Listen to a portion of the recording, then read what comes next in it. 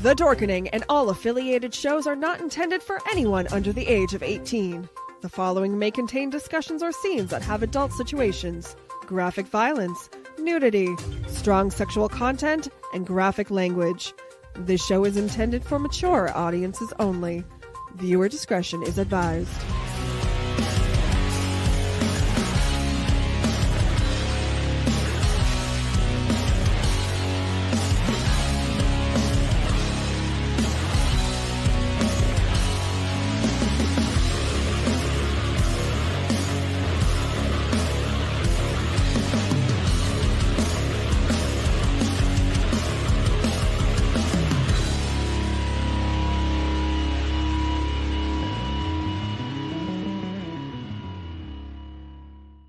Rise and shine, my sinners. When Father Evil starts his day, he gets a little deadly. Deadly Grounds coffee has the richest, smoothest flavor you'll find anywhere. It's sinfully delicious. Once you go deadly, you never go back. Order yours at getdeadly.com. Coffee's so good, it's scary.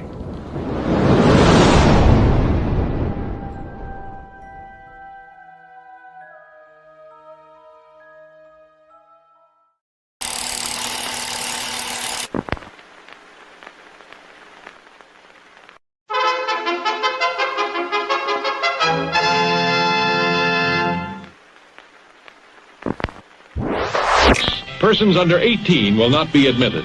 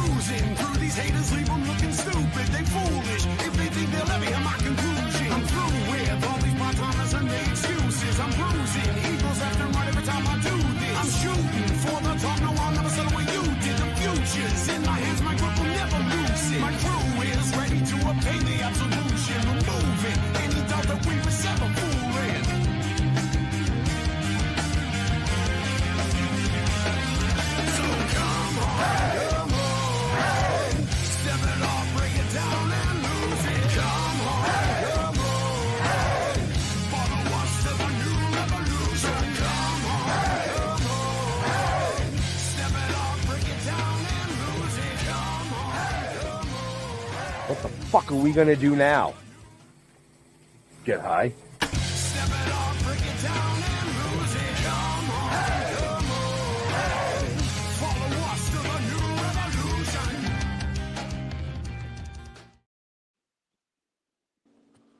Oh, look at that. I left the button up. So, welcome to another kick-ass episode of Still Toking With. Sorry we're running a little bit late. We had a little bit of technical difficulties, but hey, when you're a rock star like our guest is tonight, you can be late. It's okay. We don't mind. Hey. I think the technical difficulties you have to take control of there, kid. I was on the phone taking control. I know you were. But he figured it out without me, so. See? But it's all good. It's all good, man. We got a killer show tonight. Not only do we have an amazing guest, but we have a past guest with a similar story coming back as a special co-host. So I'm going to bring him up on the stage real quick. My man, Tim McBride, a.k.a. the Saltwater Cowboy. How you doing, hey, brother? Everybody. Hey, man. Thanks for having me back. Well, thanks for joining us, man. I mean, when I saw this gentleman's story, I said, I got to reach out to Tim because, like, Jeff and I won't have to say a fucking word tonight. The two of them are just going to go on and on and on about, these amazing things. But we wasted some time getting on here, so I'm going to bring up Jeffrey. Hey, happy Wednesday.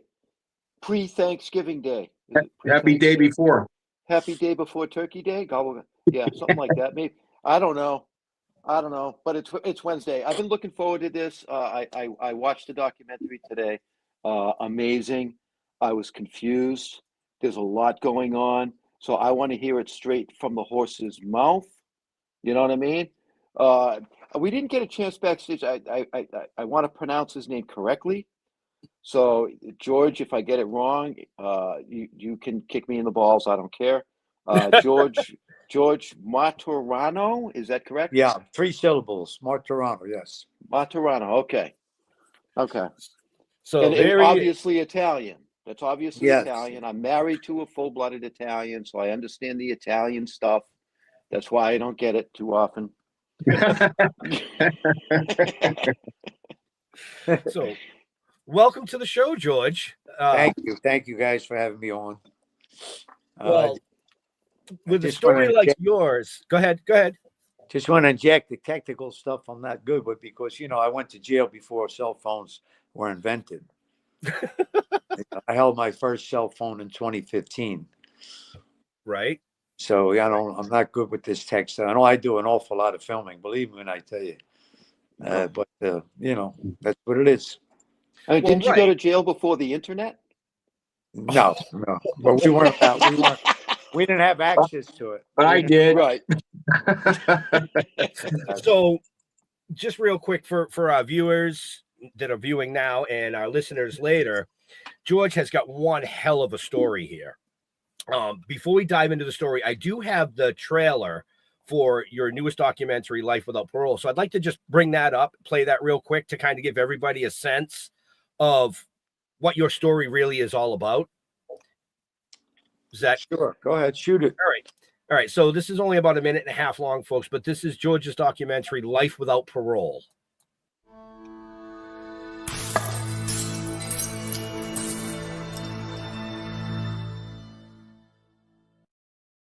I'm George Martorano, and I'm out in the free world after being in a cage for a very, very, very long time.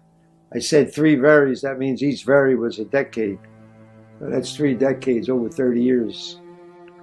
First progress report I ever received in solitary, my release date said released upon death.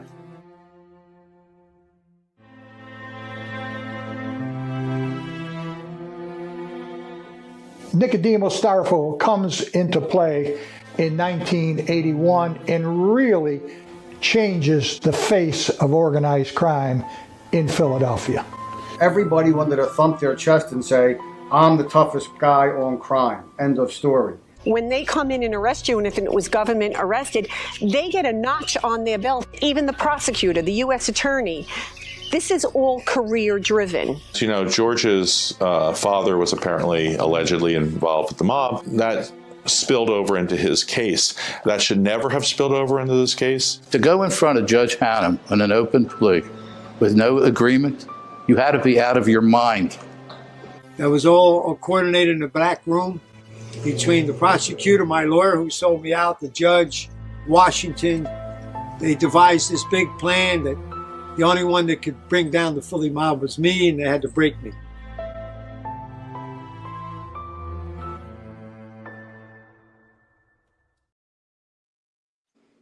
So, wow. Interesting. Wow. Intriguing. Wow. I watched that whole documentary today, George, and there was so much going on in that film. The history, your dad, and everything that was involved in that. It was mind-boggling to the point where I've got to go watch it again so that I can put some pieces together. Right?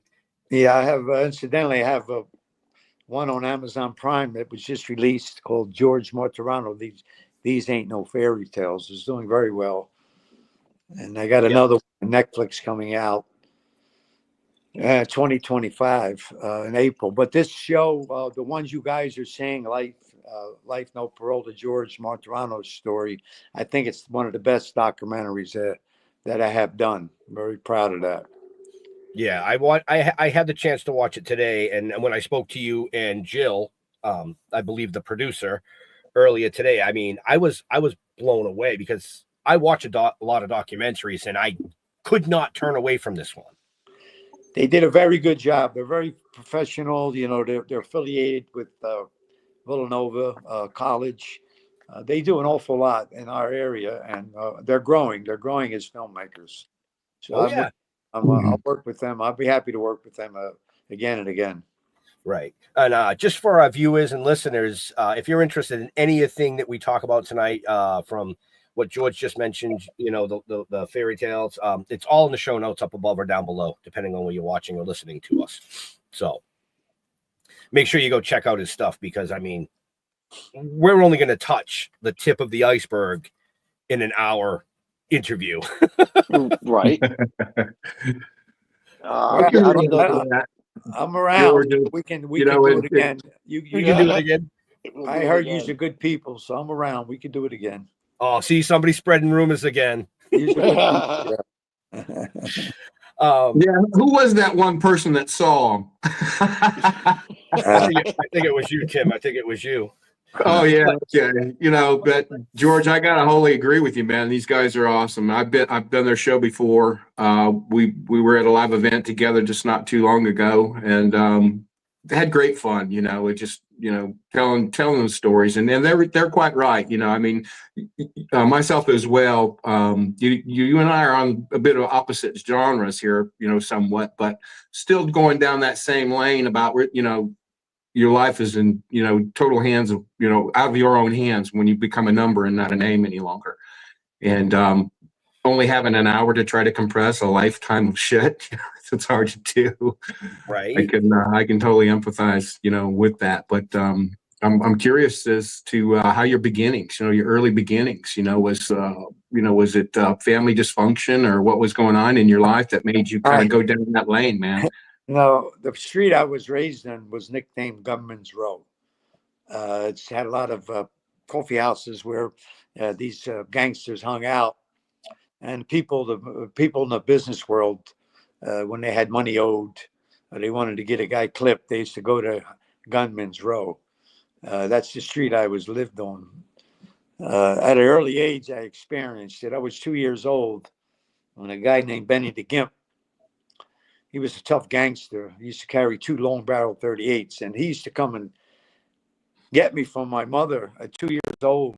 My mother used to shake me to him, and he used to take me to one of these stores on the Gunman's Row, an ice cream store, and he used to like to give me this big lump of chocolate ice cream. And 2 years old, I get it all over me, you know, and he laughed and laughed. Until one day he did this, and I was with him, and a car jumped the pavement. It was a driver and 2 shooters. 2 shooters jumped out the back, and they killed him. Man. Within a few feet from me. And yeah, actually, my mother heard the gunshots, and she ran out of the house and retrieved me out of the stroller. And then the homicide detective wanted to know who's the child attached to the shoulder. They wanted his parents have to know something. So I was 2 years old. They had hid me in one grandmother's house around the corner, but the investigation intensified. So they moved me from Philadelphia all the way to Wildwood, New Jersey, 90 miles away. So I'm 2 years old on the lam. Wow. That's how early I go back with the streets. I wasn't even old enough to eat mud pies at that point. Yeah. So. Well, that does go back a stretch, right? I would say a little, right? Yeah, right. But when was it? At what time did it occur when you finally became fully engaged as an individual within that, you know, clique of guys? I never. Back in the old days, if you really lived the life, once you had a made member in your family. My father was a made guy. He was known as the criminal's criminal. Anyway, you didn't need it to be in the mob. You didn't need to have an uncle or brother. You know, if you had one guy in good standing, that was enough. That was accepted back then. So I had the opportunity to be a mob member. I had the opportunity. Matter of fact, I turned it down twice, but you don't turn it down. You usually get killed if you turned it down. But I had a lot of respect. You know, my godfather was the boss, Angelo Bruno. And but if I had, if you did time, if my PSI said that I was a made member of the mob, I'd die in jail. So I was one of the smartest things I ever did. Right.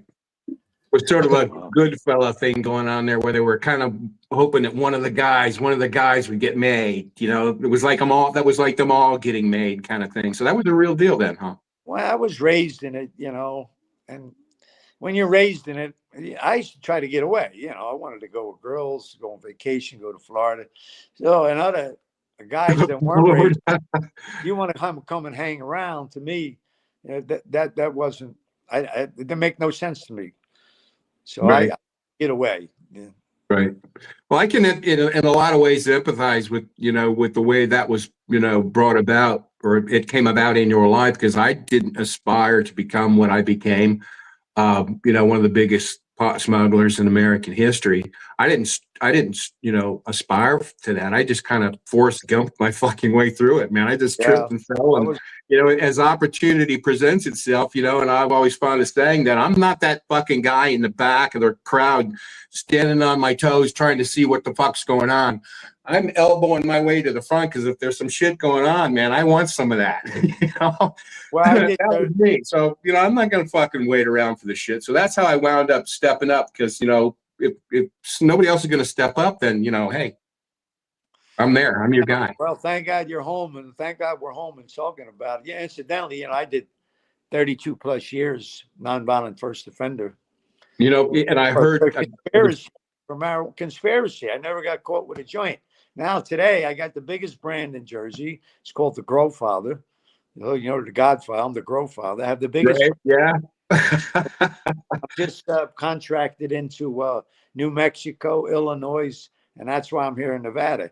So I did 32 years for conspiracy to weed. Now I'm in the industry. And what I'm most happy about it, I'm creating jobs for young people. That's their life. It's their life, these bud tenders and these people that are in the grow industry. So I'm proud of that.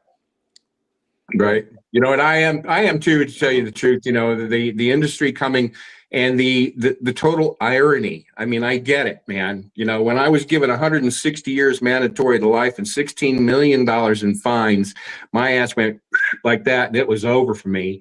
And, things being what they were, circumstances and, and sequence of events turning out the way they did. Had they not turned out in that particular sequence of events, you and I and all of us wouldn't be having this conversation, because I'd still be an FCI in Tallahassee right now, but what it amounts to really is, the irony is that having gone through all of that, and now I got a card in my pocket says I can go right half a mile down the street and buy this shit, What's important, I think, though, is for a lot of these new Gen X, Y, and Z, whatever the fuck you want to call them, to understand that, back when we were growing up, back in our days when, we were running our shit, if you wanted to smoke weed, dude, you literally had to take a boat, go to another fucking country and load that goddamn thing as full as you could get it and bring it back. That's the only way you were getting your shit. I started smuggling with Pablo Escobar and Giselda Blanco. We called her Zelda.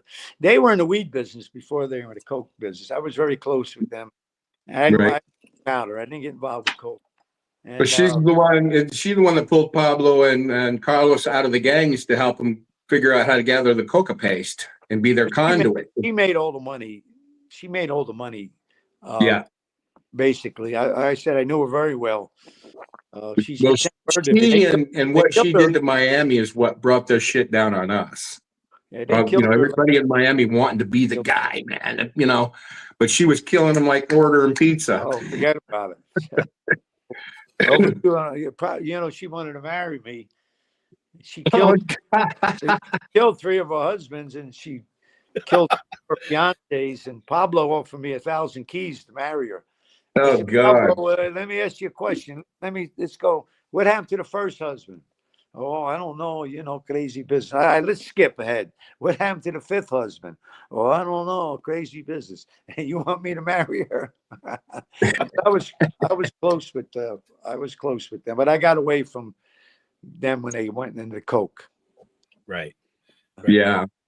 Yeah. I never, growing up in those years, in the history that I'm from, goes back to the early 60s, and like that. We were all family and generational as we grew up. I'm what was described as third generation pot smuggler. And, my friends and uncles and fathers and their older cousins learned from their grandpas and everybody the generation before them. So this is 3 generations in nearly 40 years. What state were you growing in? What states? We were we weren't growing it. I was buying it from this guy that I'll only name as the boss. He had the control of the grows between Cartagena and Santa Marta, which included Barranquilla. Oh, you're talking City. about Raymond DeBoss. He was the boss. Nah. Raymond DeBoss. So I'm actually kind of surprised that you guys. But I bought millions because George, you were in North Miami, correct? Yeah, I operated out of Miami. Yeah, right, and you were in the Everglades running it to Miami. Well, we were bringing it into Everglades. Everglades, we smuggled out of the cane fields, and I smuggled so many goddamn ways, Yeah. The boats got wiped out. You couldn't use the boats anymore, so they had to use planes, and you had to use smaller loads. And we used to bring them into the sugarcane fields over in what was that town? Clewiston. Just south of Clewiston, yeah. They used to fly them into the sugarcane fields, and it was crazy days, Right. You got to come over that water.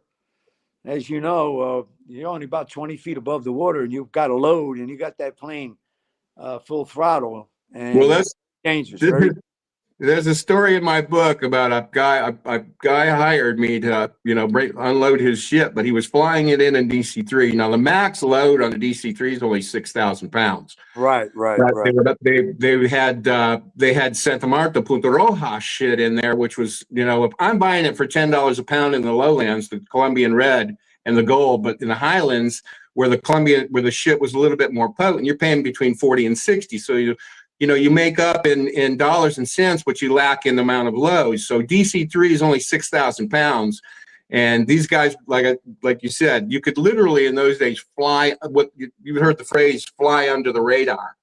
Well, The way the radar was designed, you could literally drop down and fly underneath the fucking radar. And these guys are like George was saying, this fucking thing was hammered. You could see it was roaring black smoke coming like 100 feet above the fucking palmettos and the trees.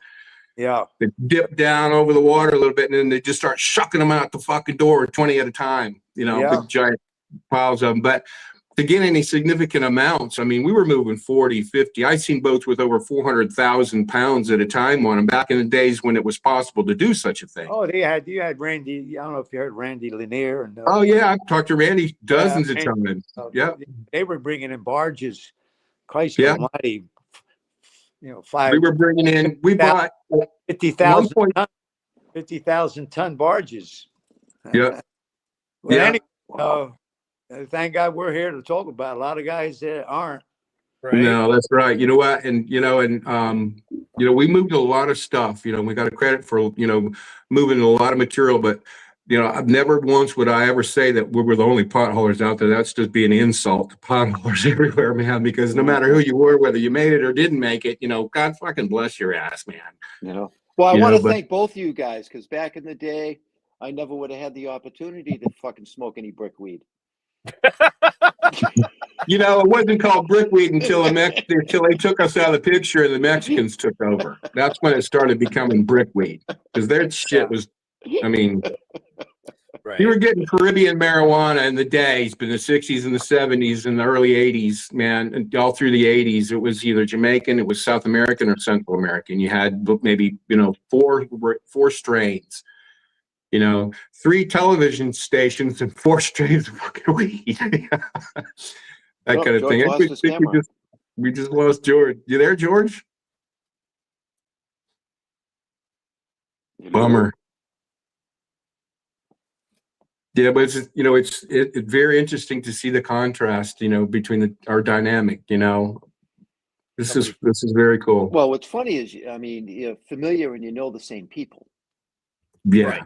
Right. Yeah. You know, I don't know what. Here we go. Well, Come on. I Go think. back. I Go think. back. I think you got a phone call. Oh, maybe. That'll do it. Yep, that'll do it every time. That's why you have to set it on do not disturb. Yeah. Right. So well, maybe it's somebody's calling about that crack he made a little while ago. I'll never tell that. I'll never say any names. That's always been a rule of mine. Right. I'll say Carlito and Leo because that's the two guys that I dealt with in Miami, but that's all you'll get out of me out of that. But a little researching, in newspapers and things like that will give you their names. But there was always an understanding between us when it came to cocaine and marijuana. I'll take whatever comes by way of the pot and the marijuana. I'll go down with that shit. But if anything comes up with cocaine and shit like that, that's all on you guys. And they were stuck to their word. We all stuck to our word. I went down for the weed and they went down for their, because they were two soldiers of the woman we were speaking of, Griselda. Right. They were two soldiers of Griselda Blanco, and I had no idea. Even at that time, when you're living those days, you're experiencing those days, you don't see it in retrospective. You don't see it retrospectively. You see it. It's a whole different thing when you're viewing it from that point of view, looking back. Yeah. When you're living it and you're right there at the time and all the murders happening and it becomes the deadliest place on the planet to be, barring any other conflict on the earth. Miami was the most dangerous place to be, but you're living in those days, but you're not feeling that. You're not hearing that until later on when history describes this as such. That's why people ask me, and I'm sure George is going to, people will ask George the same thing. Weren't you afraid? Weren't you scared? Well, fuck no. What was there to be afraid of? Everybody was our friend. Everybody was our pal. Everybody was the guy, But, in George's world, I'm sure there's a little bit more to it than that. Your best friend is probably the one that's going to put the gun to the back of your head, or some shit like that. Right. Well, I think one of the biggest differences between you two is the fact of who his dad was.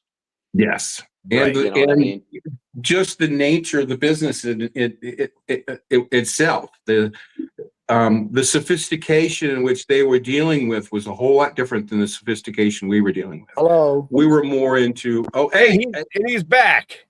Yeah, I don't know what happened. Somebody tried a phone call? Somebody tried to call you. Yeah, that screwed it all up. Yeah, it does. Fucking pizza. 30 minutes stuck. So, something that really that got my attention during the documentary was that you had hidden pockets in your clothes that you would carry 3 1-carat diamonds. Well, it saved my life. I was out of the country. I don't care who you are. You could one day be on top of the world and the next day be dead. Out of the country, no joke. Especially, I was in Colombia.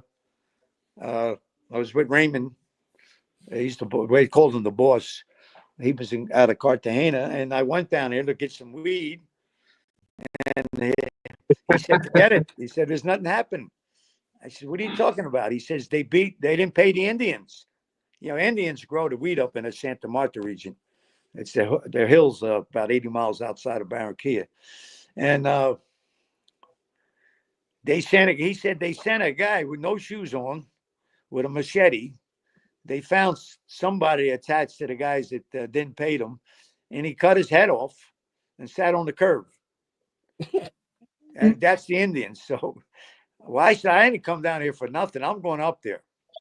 He said, "George, you go up there, you might not come back." So I said, "Give me a driver." And I knew the chief. He was the chief. His name was Sam. Anyway, I told the kid, I says, "Listen, no gun. Don't make sure no guns," because that was the time. That was the era when FAR, the guerrilla movement, FAR was pretty big. They were trying to overtake the government. So they had these military checkpoints, and you don't want to have a gun.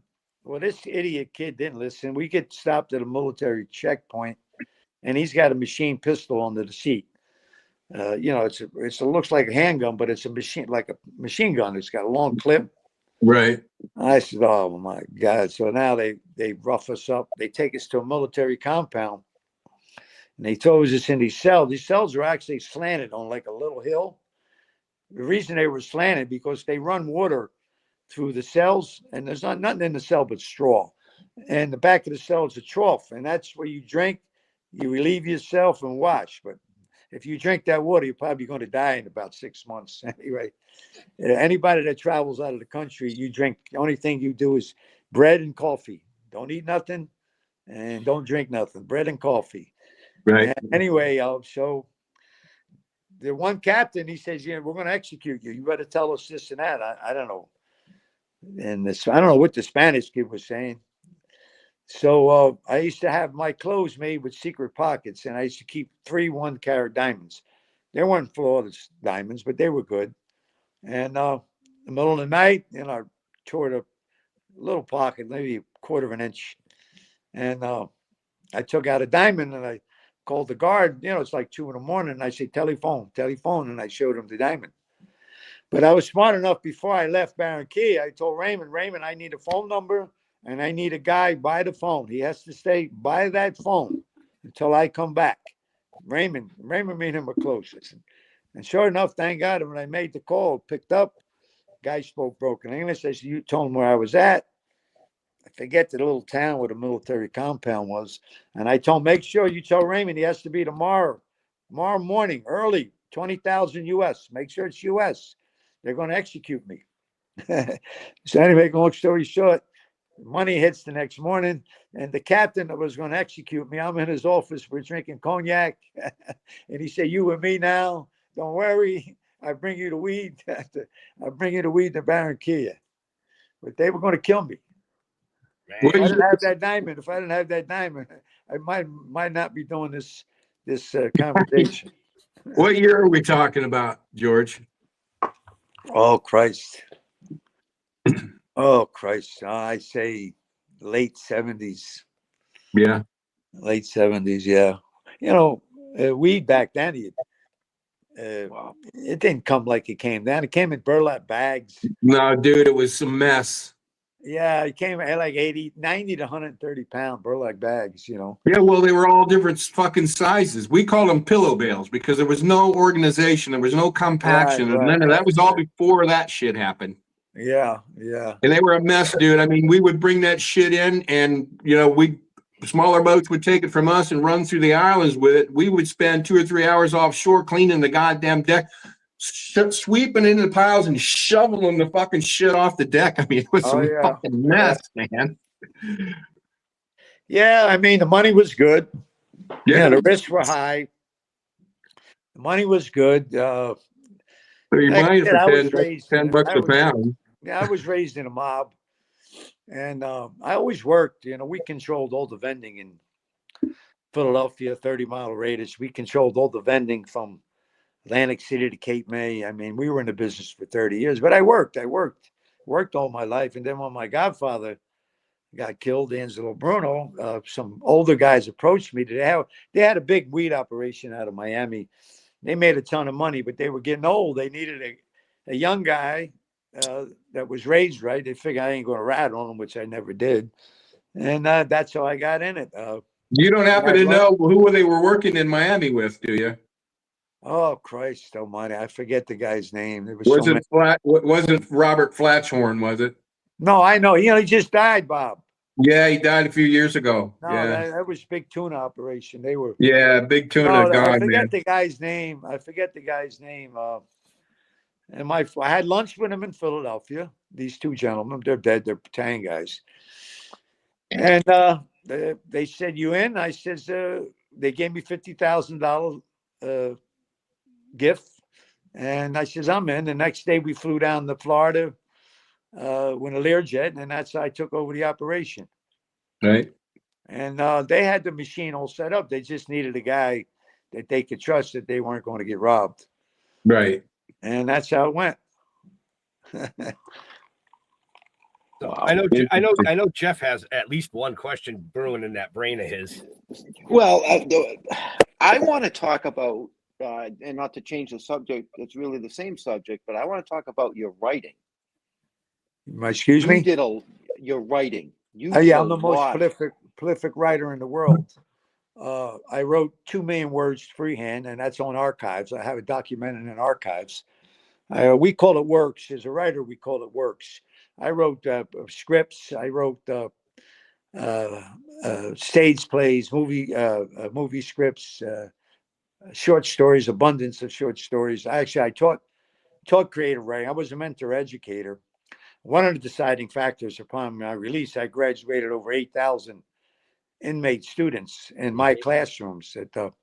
I was the only federal prisoner that Washington let me create my own curriculum. When you graduate any class, you have to get which FCI were you in, George? Well, I started all the worst places. I started Marion, Illinois, which was the worst, 370 worst prisoners in America. I was sent there I was there for 4 weeks. I was originally given some diesel therapy for 9 months. So if you went there for 4 weeks, they put you on the honor block. I was in the hole. They put you in a hole, the honor block. They put me straight in the hole. Once you're in that program, you ain't coming out. Once you're in that program, you ain't coming out. You have. I was 11 months before I finally made it to Tallahassee. They took me fucking everywhere, dude. You're lucky, man. You're lucky. You're lucky. But the Lord looks out for you in mysterious ways. I went to the worst prison known to man, nonviolent first offender. I had more time. It was 370 the worst prisoners. That's ridiculous. I had more time than the whole 300. I had life, no parole. There was guys doing life. Right. Oh, no. Come on, man. Oh, shit. Somebody called George again. Wow. So to continue on that, from what I read, he wrote numerous books. Okay. 30 something books. Right. Yep. And that's not that really, to me, or somebody in my position, or anybody that's ever done any time in a federal institution or whatever like that, really comes to no surprise, because you'd be surprised how many guys write, or aspiring to write or whatever like that, whether they get published or whether they don't. I mean, I wrote about a bank robber that ran the illegal library that I wound up working in while I was in FCI in Tallahassee. When I finally wound up there, he was a published author while he was in prison, and he taught a class in the prison for fictional writing, and I took his class. It was Dennis Lehman. He was a bank robber, and he had been there for 32 years when I first met him for fucking bank robbery. Right. So I totally get where George is going with that, man. But being that prolific, I mean, that's special. Yeah. Oh, absolutely. I can write. You guys can write.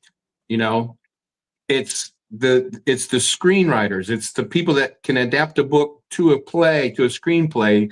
That's the kind of writing that I envy.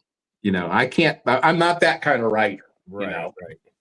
To describe I guess not having any, I guess hands-on, practice in it, or actually, doing it firsthand kind of thing. But I've read a lot of screenplays, and just the way they're written, their descriptions help draw you in and help you feel it. And, and this is what I got out of Dennis Lehman, the bank robber in prison, was because it was fictional writing, and what I wrote wasn't fiction. It was nonfiction, nevertheless. But he helped me understand how to incorporate the olfactory senses, the sights, the sounds, the smells, the wind against your face, the humidity in the air, and just help a person feel like they're right there with you. Giving you that sense and that feeling of being in that place. That's special.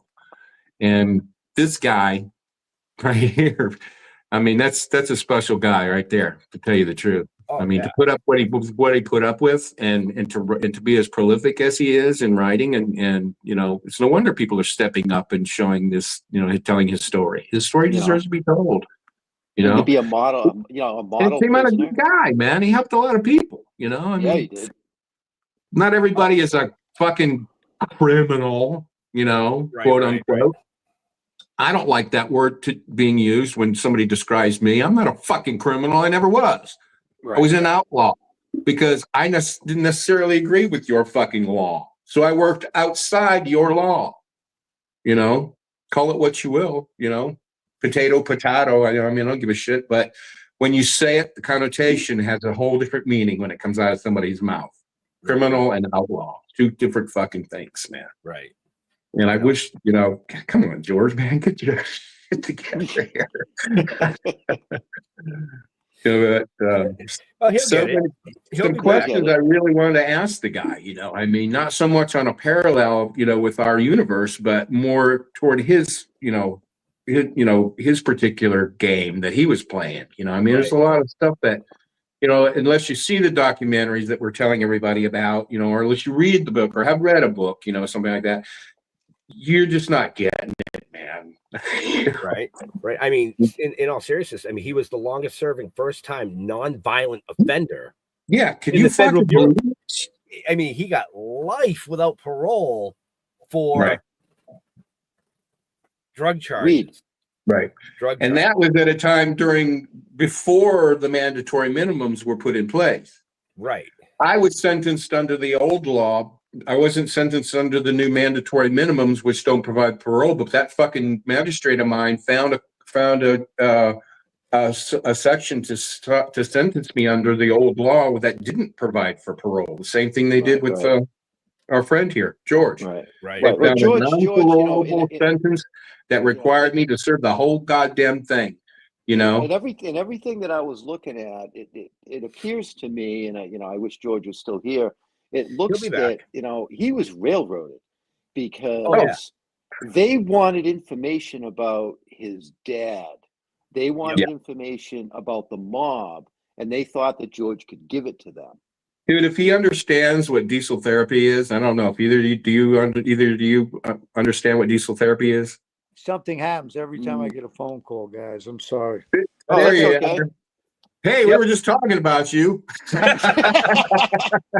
I wish people stop calling me. They know it's the holiday. Come on. Maybe they want to wish me a happy holiday. Right. Well, that's good. Yeah. That's great. Happy holiday, George. They're all inviting you for turkey. Yeah. Oh, wait a minute. I got a good. You want to hear a turkey story? Sure. I'm at a city jail in Philly called Holmesburg. Not nice. Believe me, I tell you, not nice. And it was Thanksgiving. So when we're in line going to the chow hall, you know, holidays, the line starts way outside the chow hall. Right. And I pass in this alleyway. I had an iron grate there. And I see these boxes. They're empty boxes, cardboard boxes, and they're oozing salt. I couldn't understand the language. Anyway, I go in the chow hall. And when you're in the city jails, this was a rough spot too. You don't, in regular jail, you have your own table, your own friends. In the city jail, you just go, your line goes in, you go to a seat where it comes up. And no ifs, ands, or buts. So anyway, I'm sitting with these couple black kids, and the turkey, you get the turkey, and I'm looking at this turkey. Turkey was pretty big. It was a good, I say, 12 inches long, and the meat was purple. This is the turkey leg, and the meat was purple.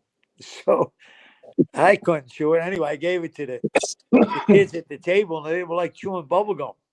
Make long story short, when I leave the chow hall, I had a pen in my pocket, and I wrote the name of these boxes. It was and guess what? When I had it translated, guess what the name was? Hungarian Buzzer. Hungarian Buzzer. They must have paid the whole jail for $200. Yeah. Big purple legs of buzzards. No turkey for you. That's a true story. Hungarian buzzard we read. You were bounced all over the place in a multitude of different prisons.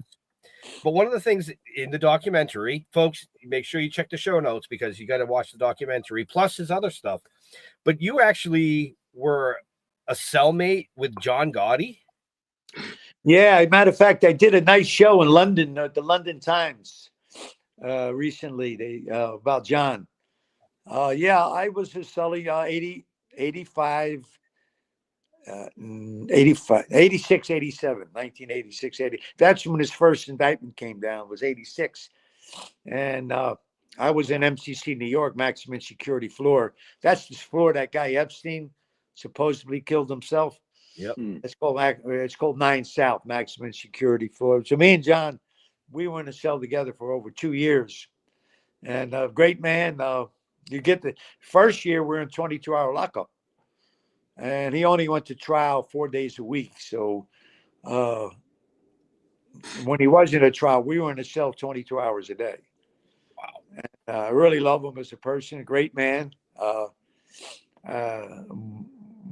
When we first met, the night we first met, I was on the bottom bunk, and I'm younger than him, so naturally I took the top bunk. He said, "No, I'm not going to take the bottom bunk," and we shook hands. Anything said in the cell stays in the cell, and we were together over 2 years. But see, that was the case that they had the juror. Remember, they bribed the juror, and the case.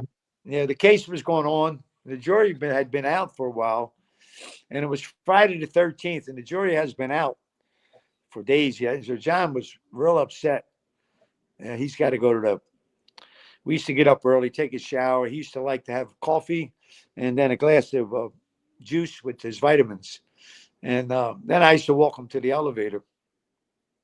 And he's cursing up a storm. It's Friday the 13th. They're going to find me guilty. I mean, he's in a rage. And he had this Tang guy, Tony from Sicily. He was in there on a drug case. He come to the door. We used to leave our cell door open on the cell block. That was the era of the commission trial. We had 16 cells, all the mob bosses. We had all the power in the country on that floor. But anyway, the Tang guy, Tony, says, "No, John, Friday the 13th, it's a lucky in Sicily. It's a lucky in Sicily. Not like here." John told him, "Get the F out of the cell. Get out of here." So I walk him to the elevator. Your cop opens up the cell block door. You can't go nowhere. It's just a Sally port. The elevator comes up. And I walked him every morning when he had trial. And the elevator doors open up, and he grabs puts his 2 hands on my face and pulls it towards his, and he whispers in my ear, "Call me at home tonight." And he gets on the elevator, and the elevator shuts. And I'm standing there, because this guy lost his mind. He just was cursing up a storm for 2 hours. And sure enough, I called him at home tonight. He knew he was going home that day. Wow. Right. Holy and shit. he came back 2.5 years later, but he stood very close contact with my family, extremely close. And then they killed him. John liked to smoke cigars. Even when he was on the street, every year he had very sensitive gums. Every year he had to have the cosmetic surgery on his gums, of course, from the cigar smoking. Right. So now you're in jail. You get these cheap cigars. They sell in the commissary. So he's smoking them, and his lungs got infected. He's in Marion, and they just let it fester. They let it fester, and went into cancer. And when he had the first surgery in Springfield, Illinois, federal medical facility, his family went to see him. They couldn't see him in the prison, but they went into the hospital and they talked to the doctor. And the head doctor says, if this man was here 2 months ago, this could have been prevented. So they killed him. Wow. Well, yeah, you're not seeing a doctor in prison. You're talking to a fucking physician assistant that doesn't know what the licensed. They're not like any doctor works in a federal system is not like they lost their license. But when they come on federal property, they can practice. Right. But see, John wasn't allergic to. He couldn't take painkiller. He couldn't take antibiotic. The only thing they could give him was steroid, and it all added to the medical problem. And he died. Right. Died terrible. He died terrible. Lockdown, extremely locked down. That's terrible. So That- I know when George got his last phone call, Jeff, you said that you wanted to ask him a couple things. So I'm going to let you jump in here. Yeah, and then I started a conversation with Tim. Well, that's your what I fault. wanted to say was, I did a lot of research. I watched the documentary, and this whole case wasn't about you. It was about your dad, in my opinion. Absolutely. All they You know wanted what I me mean? to all they wanted me to rap. You got to remember, Philadelphia we had 3 back-to-back mob wars. There was over 80 guys killed from Philadelphia to Newark. No arrest. So I fall on a weed case, and my prosecutor, the dog that he was, he goes to Washington, Senate subcommittee or congressional subcommittee, I forget what it was, and said, I will bring down the Scarfo mob, Nicky Scarfo mob, through George Martorano's indictment. Well, when the indictment came down, it was a bunch of us guys. Nobody had a record. There was not one mob guy. So he got a lot of egg on his face. His career stalled. And I wind up with life, no parole, because they were working with the judge. And the only shot they had, that's the most severe punishment you can give an individual, life, no parole. And they didn't stop torturing me, pressuring me, shipped me 5 years in solitary. You know what 5 years in solitary is? And and the wardens used to come back in the home and say, Martorano, I don't have you back here. It's that prosecutor's office in Philly. And as you know, if you've been in a hole, sounds are very important. Oh, yeah. Sounds are very important. Keys, what's going on, voices. The warden used to make his rounds every week, and he would come, and I would hear him coming. I know he's going to look at my cell. And I jump down on the floor and I go 1002, 1003, 1004. And he'd be looking at me, Martorano, wow. I said, yeah. I said, you know that prosecutor? I says, tell him to bring it. Now you jump back down. I say, what, 1006. Getting thick, boss. Yeah. I'm sorry, I interrupted your questions. I'm sorry. Oh, no, that's okay. No. I mean, the whole case was just a clusterfuck. I mean, even the judge never should have taken that case. He testified for my lawyer as a character witness. Never been done before in the history of America. He came into the courtroom with a judge residing where the prisoners come through in his robe and took the stand as a character witness. Never been done before in a federal courtroom. It made the papers the next day. They blasted him, which a federal judge testified. You're indicted for marijuana, right? Right. How much? The amount on the CCE, the 3 overacts, was only 2,600 pounds. Jesus Christ. Yeah, they were stacking you up, man. Mm-hmm. Well, they were getting pressured by Washington. The FBI in Washington were pressuring the FBI in Philly. You had all these murders, no arrest. And for some reason, they decided to bring the raft down on me. And I had to ride with it. They did a similar thing to Flatchhorn. Yeah. Well, that case is still prevalent. It's been prevalent in America for many, many decades. The hardest case to beat is a frame. Yeah. Right. And it's now a matter of precedent. Listen, I did 32 appeals. Yeah, you did. Right. While you were incarcerated, though, you did a lot of good. One of the things I wanted to bring up is you helped prevent a hijacking. Oh, that's funny. A handcuff key. You can Google that. Oh, what they did to me. I saved the day, and I got the worst end out of it. I knew that was happening. I was on a flight, prison, and any day over America, guys. There's 7 or 8 jets with close to 300 prisoners every day flying in those skies. You remember that every day. Mm-hmm. And I flew the Conair skies several times. You ain't coming out of handcuffs. If you know that, you ain't coming out of They are expert shots. There's 2 types of marshals on a prison transport. There's the real federal marshals that have guns. There's 3 of them with guns with laser sights. Then you have the subcontractors, which is about, I say, 6. And they will kill you if you get caught anywhere near a handcuff key, holding a handcuff key. you will be killed instantly. And I knew that with these idiot Somalian pirates. I had a black box. Yeah. They gave me a black box. No, I passed the days of black box. I passed the days of black. I was years black Okay. box. I passed those days. Yeah, I was sleeping. When you travel, you want to stay up late, do a lot of push-ups so you can sleep on the plane, when you're headed out. And I feel something around my feet. And I'm all in the back of the plane, past the, it's got a little food, when you prepare the food. They don't prepare any food on the plane, but I'm all in the back. And two buddies of mine from New York are saying, hey, they're trying to get something around your seat. And I look down. I didn't have my glasses. Now, on a prison transport, they're called speed keys. They're about 3 inches long.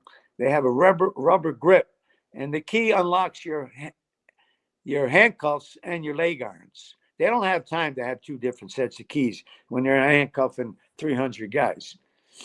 So, and I looked. I said, oh, my God, it's a handcuff key. I thought it was a pen. I says, oh, my God. And then I see these big black foot. The guy slipped out of his bus shoes, and his toes are trying to grab the key. And they can't speak any English. There are 3 Somalian pirates. I found out they had life sentences. You come out of handcuffs, everybody in the back. I think there was about 12 of us all in the back. We're all getting killed. We are getting killed. And these nuts don't know that. I know that. So I said, what am I going to do? So I slid down. You got to know how to slide down off a plane seat. You just can't bend over and pick something up. You know that, Tim. Oh, yeah. So I get the handcuff key, and I said, what am I going to do? What am I going to do? If I say I got this handcuff key, I'm dead. So there was a little groove on the aisle's only 24 inches wide. And I flipped the key, and it fell right in the groove. I said, oh, my God, thank God. But they were still trying. Anyway, I told the marshal, I said, somebody dropped the key. Well, you see what they did to me. They come bum rush me. They take me to the front of the plane. They always keep 2 seats empty for unruly guys. Right. Put me in the seat. They got this Velcro. How do you say that? Velcro. Velcro. And they slap it to your seat, and they wrap it around you, and they put a hood over my head. I figure, all right, I'm hit, And sure enough, the plane landed. The first name they called was Martorano. Who's waiting for me? The FBI. And I figured, what's the sense saying anything? It took me some hole in an obscure county jail in Oklahoma. Had a weird name. I figured it'll iron itself out. El Reno? No, this wasn't even El Reno. And my buddies gave statements, and I was in a hole for a few days, and they finally came and let me out, brought me back to the transit facility. And, once I'd be able to talk to somebody, the counselor, I said, where's my travel jacket? When you could travel, you have a thin jacket. And I said, I want to, in my jacket, what I did, because I want to use it, maybe go back to court and tell my warden I saved the day. You know how long it took me to get that report? 4 years. Wow. 4 years. Oh, well, this is the good news. I got a cannabis factory in Jersey. We have the #1 brand in Jersey. It's called the Grow Father. And I'm making gummies, handcuff key gummies. The story I just told you, it won't be that lengthy, but it'll be right on the package. The reason why I'm over here in Vegas, Mike Tyson has a gummy here that sells very, very well. He got his ear bit. Tyson bites. Well, they sell gummies that looks like a piece of an ear. Right. And it does very well. So I took that scenario. I'm going to make a handcuff key gummy. There you go. Yeah. Wow. But anything that could happen to me, I'm proud of my prison record. I saved more lives than you guys got fingers and toes. I saved a lot of lives. Right. Well, good for you, man. Yeah. I mean, You right now, survived thank it. God I'm out of there.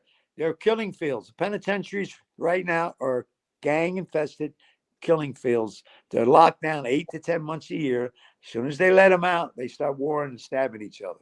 They are a night and day from 35 years ago when I was in prison. That's Even for some of sure. the FCIs are very bad, gang infested. Yep. FCIs used to be the place that you wanted to get sent to. Some You know? FCIs are real bad. Texas, places like that. That's fucked up. Florida, bad. There's some FCIs, they're all gang infested. No. You know, Now you started Huh? a restaurant too, didn't you? Or a cafe? When I got out, I Yeah. got out. Oh, no, the Hip Hemp Cafe. It was a CBD cafe. We had all kinds of food, drinks, coffee. That did very well. Matter of fact, I was the first. It's called the Hip Hemp Cafe. I was the first in the city of Philadelphia. Now in that area, that same 4-block area, there's 12 stores. Wow. So I went further. I went and got. I'm licensed in Jersey as a manufacturer. Okay, nice. So I went further. Yeah. Nice. Wow. But, I mean, that's one of the problems, you know. I mean, like up here, they give so many licenses now that nobody can make any money. Well, the licenses are overpriced. Right now, I just started a CBD company, and CBD, they have CBD brands. You don't need a license. You need a retail license. And they have technology now with CBD products. They'll get you more stoned than THC. Well, who wants to deal with all that red tape? Listen, any state you want to do THC licensing, whether it's grow, manufacturing, dispensary, or delivery, you're talking about $1.5 million to $2 million. Well, CBD costs you nothing. Right. Why do I want to be? I'm doing CBD right now in Pennsylvania. And You're talking about getting high. Are you talking about Delta 8? No, they went past that. THCA. They got THCA. They got all kinds of stuff now. Right. You know, as long as I won't sell a bad product. I will not sell anything to harm anybody. Right. I won't do that. Right. Wow. I mean, we haven't even touched this much of this story, folks. You know, but I'm still alive. I'm still alive. We can do it again. No, absolutely. You know, what do you're 74. I'll be 75 next month. I feel great. Right. Yesterday I did 15 miles. I ran 15 minutes. I walked 15 minutes for 3 hours, and I cold plunge twice a day. I'm a cold plunger. Wow, good for you, guys man. ever tried that? Hold on a second. I got confused. You walked 15 minutes for 3 hours. I walked 15 minutes, ran 15 minutes, walked 15 minutes, ran 15 minutes for 3 hours. Oh, for 3 hours. Okay. All right. In Nevada, I good for love it. you, I man. go back in the hills. I just love it. I bring a nice joint of sativa, smoke a little sativa, and just keep going. Nice. Wow. I got to do more exercise. It hurts my arm just to take a pee. I recommend cold plunging. I've been cold plunging even while in prison. Cold plunging it keeps the weight off, keeps your immune system up to par. Cold plunging. All right. Let's remember that. Really? Okay. Keeps you young. Well, this winter, I guess my snow angels will be done naked. Yeah, I'm done. Yeah, I love it. I love it. I love cold. Face down. Face down. Yes, face down. Well, if it's face up, it's so cold there's nothing to see. So, you know. Jesus. So. Yeah, well, it depends on how deep the snow is, too. Right. You need at least what? A couple inches? Three's good. I cold plunge everywhere I'm at. Nice. Yeah, that's great. New York, Vegas, anywhere I cold plunge. Right now, my pool in Vegas, where I'm at, my pool is 40. If I could see, it's 48 degrees. Damn. I like it around 38. Wow. Jesus. That's cold. You don't stay long. You stay 4 or 5 minutes. That's all. Well, I mean, realistically, folks, he is from the East Coast. He's from the Pennsylvania area, so we know he likes the cold. Yeah, you know? well, my pool is only 8 steps away from my front door, and it's like at, I don't know, 81. 80, I was going to say 80. Yeah. What state you in? What state you in? I'm in Southwest Florida. Southwest Florida. Okay, so you're around Naples. I'm just north of Naples and Cape Coral. Yeah, I love the West Coast. I did my acclimation to freedom. Where I grew up and did all my playing and smuggling and stuff was south of Naples in Everglades City, just on the edge of the Everglades National Park and the 10,000 Islands.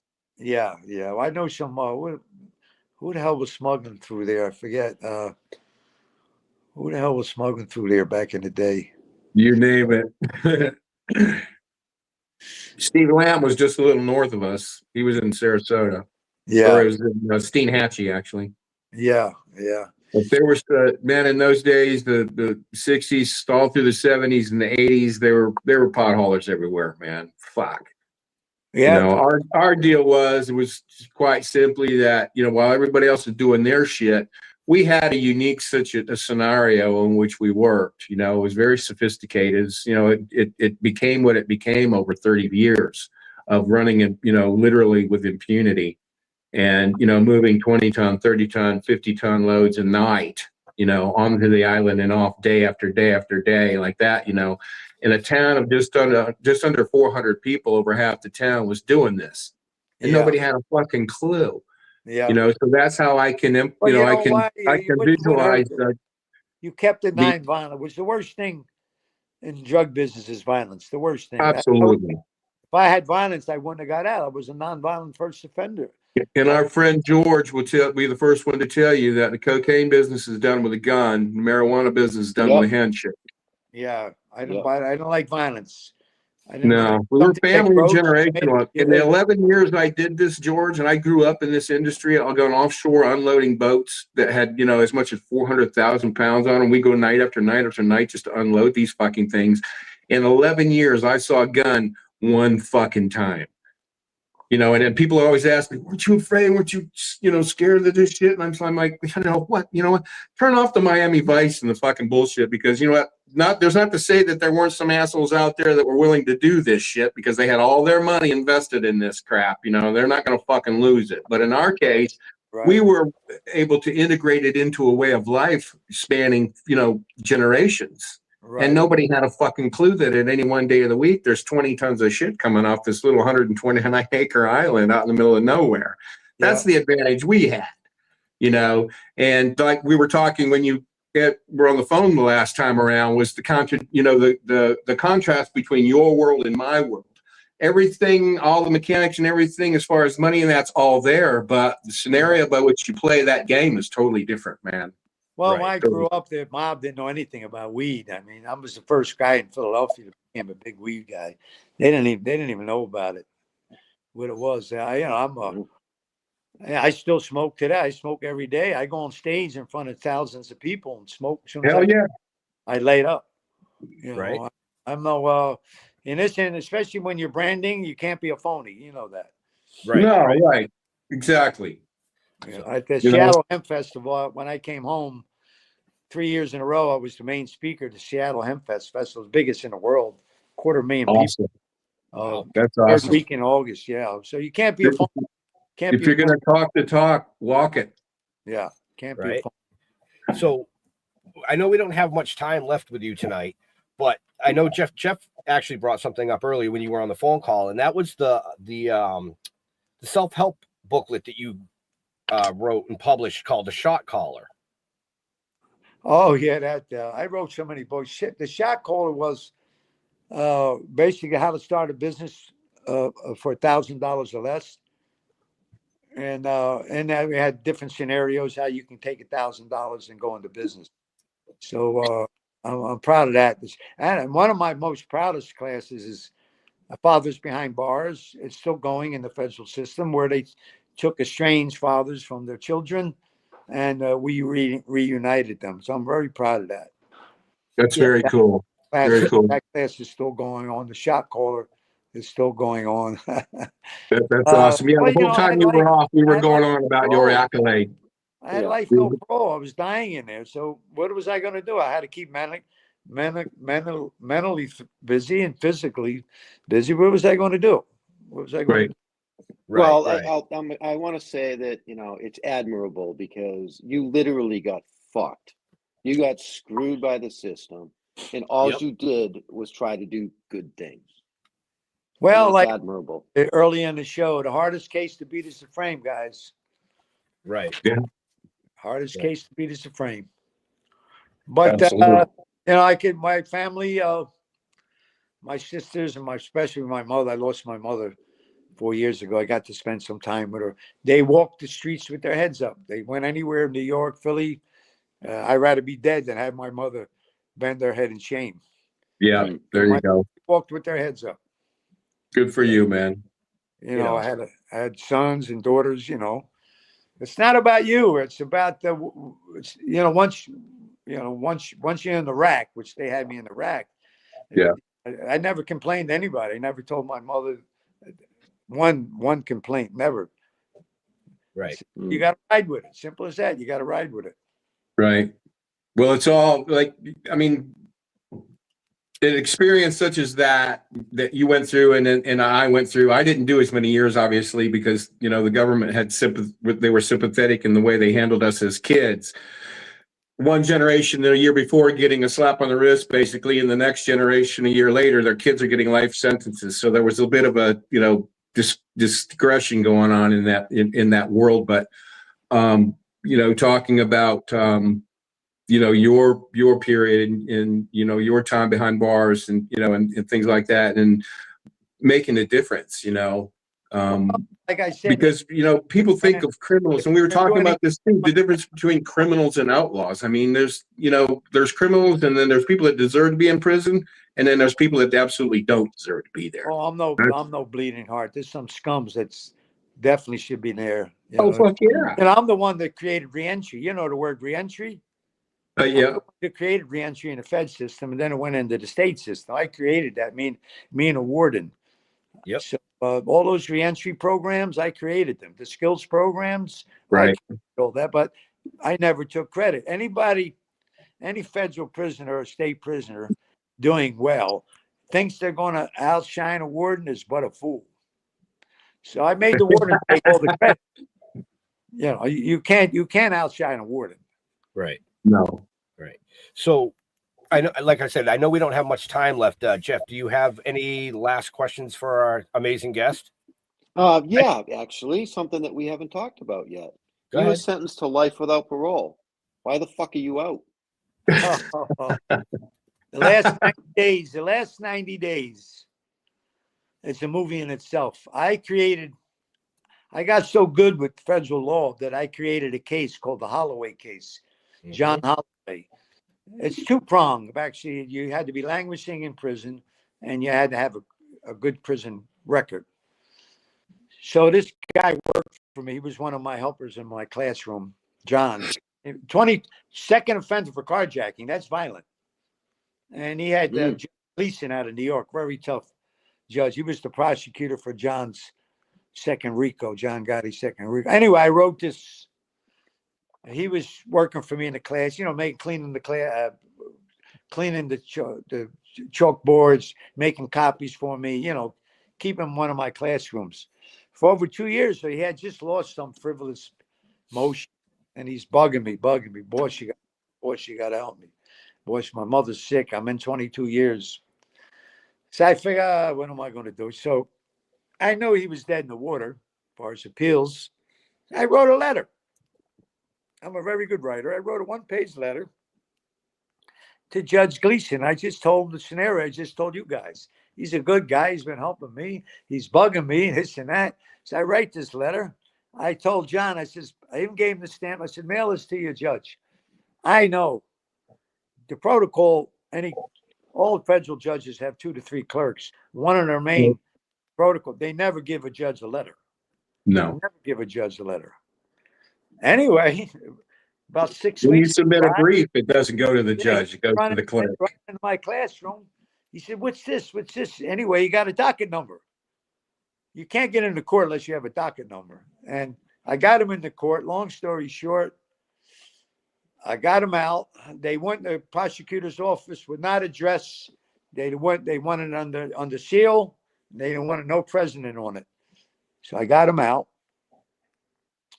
Matter of fact, I walked him to R&D. You don't leave a prison unless you go through R&D. Right. departure and receiving.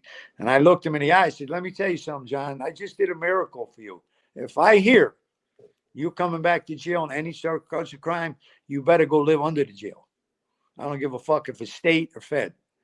And he looked in my eyes. So anyway, make long story short, I'm laying in my bunk about 2 months later.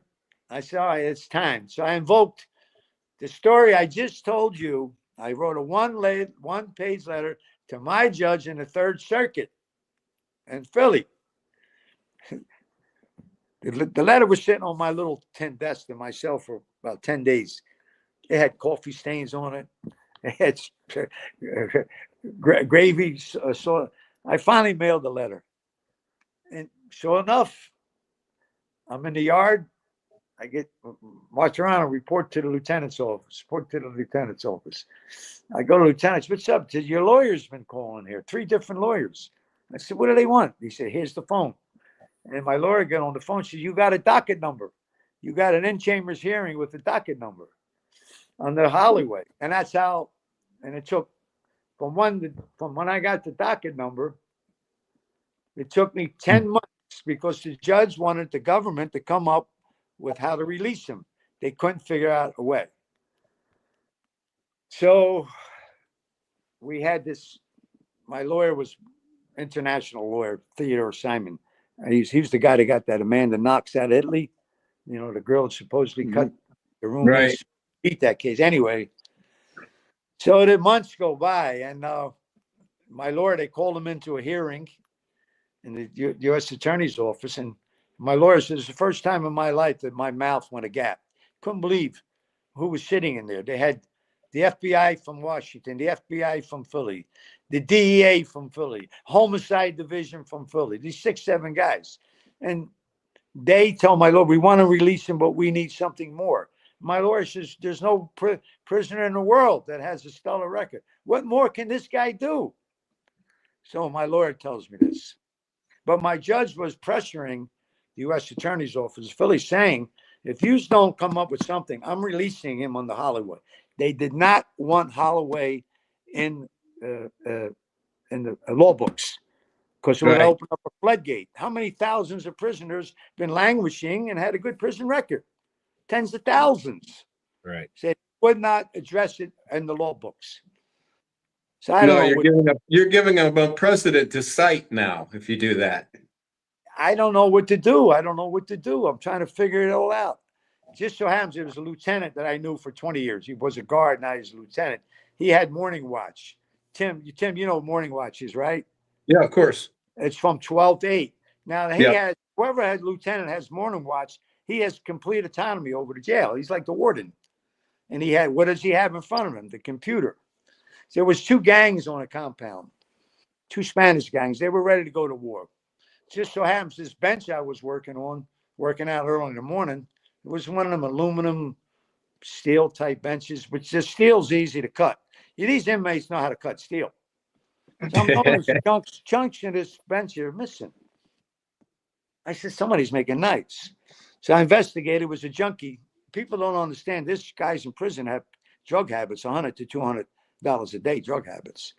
So this guy, yeah, man. You want anything you want. It's available. They're making knives for these 2 gangs.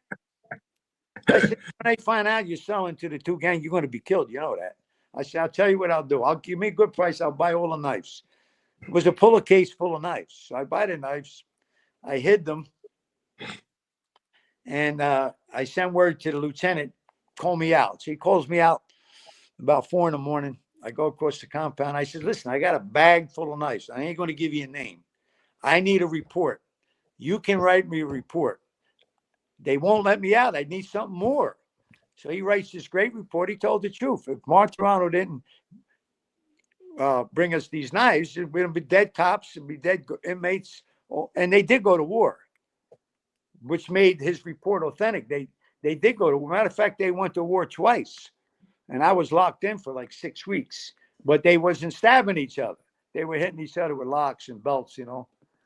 So now when the report goes to my lawyer brings it to the prosecutor, and my prosecutor calls all these agencies again. They say, okay, that's enough. So I had to buy my bag and pull a case full of knives, and that's how I got out. Well, the story goes further. Now I finally get out, and I go to probation department in Philly. No, I was in Florida for 3 months, and my mother got hurt. She was not feeling well, and that's what I told my lawyer, transfer her to Philly. So I go to Philly, and you got to go to see the parole guy. You got to see him within 24 hours. And after that, my lawyer says, "Come on, we're going somewhere." I said, "Where are we going?" He said, "We're going around the corner. We go to this other big building." And the same thing, like you go to the airport, you got to go through a metal detector, take off your watch and belt and all that jazz. I said, "What are you doing?" He says, "I got a surprise." Guess where he takes me? The U.S. Attorney's office. I'm walking to the U.S. Attorney's office. This long hall, doors are open, and people coming out and shaking my hand. A guy like my background has never before done that in the history of America. I ain't no rat. So they take me in a conference room. Who's in a conference room? The head of the U.S. Attorney's office in Philly and my prosecutor that's been fighting me for 7 years. She's in the film. You've seen her in the film. Mm-hmm. Andrea Faulkner, she's in the film. And she's in there. I'm in a room a short time. And she says, "I have to tell you this." She actually, tears were coming down her eyes. She says, "I fought you for 7 years. You put 3 different motions in. I had no control over your case." I said, "Well, you're the prosecutor. Who had more control?" An FBI agent, this dog rotten scumbag named Fritzy. His job, this dog stood 12 years over retirement. You work for the government, you got to go in 20 years. This guy stood almost as long as I did, 32 years. You know what his job was? To make sure I died in prison. He made a deal with my prosecutor. They were buddies. And there was a rat in Philly that we didn't know he was a rat. And he was telling my prosecutor, as soon as Georgie, they call me Georgie in Philly, as soon as Georgie gets out, he's killing you. So he had this guy believing that. So how was I going to win? Right. And she told me that right in the U.S. Attorney. We're friends today. She's in the film. Yeah. So I have so many evilness stacked against me. I'll tell you, it's a miracle I'm doing this show. Well, I'm glad that you were able to get out and do this show. Yeah. No you've got one hell of a story. So, like, we're way over time, which is, I'm okay with that, but Jeff's probably starving. My last question is, do you know how to box? Fight? Box. Yeah, I guess. Well, the reason I brought that up is because we didn't. What, are you going to try to kick his ass or what? No. There's the reason I brought it up. We only touched a little bit about George's background, George's father, what George's father was involved with. But George's father was the lightweight boxing champion in 1944. Yeah. Back days, all the young guys from Italian neighborhoods, an awful lot of them went into boxing. And then he went into the army. And then he came home and he got I told you the story when I was 2 years old. Yep. Right. Well, he was only 19 when that happened. And he went and hunted those guys down. He wasn't a gangster then. He just was a young guy trying to support his wife and kids. He hunted those 3 guys down and beat them so bad, found each one of them and put them in the hospital. So that's how he started becoming Long John. That's how he started getting this reputation. Right.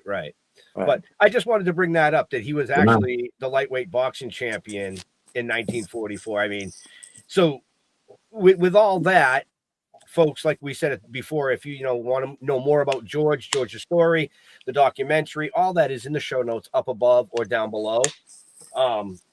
And I think we're going to end up booking George again, maybe next year. Yeah, I think we're going to have to. Yeah, we're going to have to, because his story. We're going to have to. It's like Jesus Tim's Christ. story. He just killed my earbuds. It's been 2 hours. I had to redo and plug back in. And before I close, Ben, give Tim my number. I want to talk to Tim about my brand. Absolutely. Yeah, absolutely.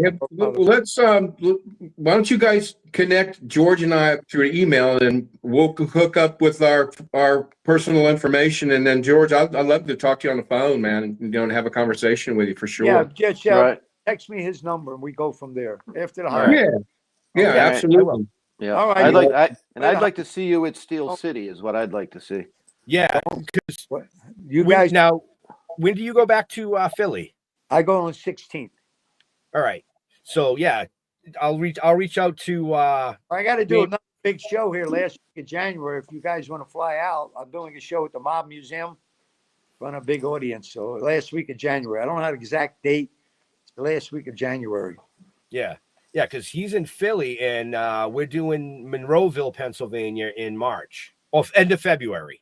Well, I got a stage show I'm releasing February 22nd in Philly. It's my first stage show. Okay. Did he change the dates? Well, the end not of February. officially yet. He's Yeah. made quasi notions of it, but it's still I May think- 25th for now, as far as I'm concerned. Right. Okay. But I think George would be an amazing guest. Oh, yeah, that'd be awesome, man. And even bring his brand. Yeah, absolutely. Right. Yeah. Well, And that in particularly is what I wanted to speak to you about, George, is your branding. Well, my brand, I waited to move it around. First, I wanted it to be successful. We're very successful in Jersey. We're over 100 dispensaries and growing. It's probably the biggest seller in Jersey, the Grow Father. And I wanted to make so I can truthfully go to other states and say my brand's a winner. That's why I'm in Mexico, Illinois, Pennsylvania, and hopefully Nevada. I want to be truthful to say my brand's a winner, which proved to be a winner. It's the coolest name in the country. Yeah, it is. Right. Yeah, no doubt. So you know what, George, I appreciate you, man. And you know, I can empathize with a lot of what you've gone through, and then some obviously, of course, I can't, because our two genres were so you know, distant from one another, if you will, for the lack of a better way of putting it. But it's been an absolute pleasure to meet you, man. And I look forward to speaking with you. Yeah, for sure. yeah. And Ben, Jeff, you two guys are always amazing, man. It's always a great time being with you guys, and you know, kind of keeping up with your shit. You know, your new stuff you got going out with your comic. You know, that's I'll let you guys go off into that. You know, but I look forward to seeing more of it, man. And I look forward to seeing you again for sure. All right, guys. Excellent. Pleasure. Have a nice holiday. And like I said, Tim, hook up. Absolutely, George. Yep. Happy Thanksgiving, guys. All right. Same to you. Don't eat no Hungarian buzzard. For If it tastes like bubblegum, I'll spit it on the floor, George. I guarantee you. Guys, take care. You too. Thank you. Take care, George. All right. Bye-bye. Wow. I got to pee. Tim left too. I haven't even closed the show yet. No, that's all right. That's all right. All right, real quick. Yeah, Great show. Go ahead. Yeah, I mean, I'm kind of blown away. You got to watch this. Check the show notes. Watch this documentary. Unfucking believable. And it's not just about him. It's about his family, his upbringing, where he came from, that he really never got involved with, but was actually a turning point in why he spent so much time in jail. You got to watch the documentary for that. You know, I'm going to watch it again and probably again, because there's too much information. As far as us, just go to stilltoken.com. You'll find out everything we need to know. Token with the Dead. If you haven't seen the animation, go check it out. It's pinned to the top of the Facebook page. It's all over Instagram. It's fucking everywhere. And I also made another post today, because we can't forget the novel. Right. It's a great Christmas gift. Available on Amazon, Barnes & Noble, Toking with the Dead. Check it out. Buy it. Read it. Watch the animation. Stop fucking around. Wow. Stop fucking around, he said, folks. So that's because I got to pee and I'm hungry. I got to pee too, but that's okay. You know, real quick, just want to thank Tim McBride, a.k.a. the Saltwater Cowboy, for coming out and hanging with us tonight, telling a little bit of his story. And, you know, most of all, George Martorano for coming on and telling some of his story. But definitely, like Jeff said, check out the documentary from Breaking Glass Pictures. I mean, they did an amazing job. His producer, Jill, she just killed it. And, yeah, I mean, That's all I can really say about that. Have a safe Thanksgiving to all our veterans and first responders. We want to thank you for doing what you do so people like us can come up here and do what we do. Stay safe. We'll see you next week. We are out of here. Peace.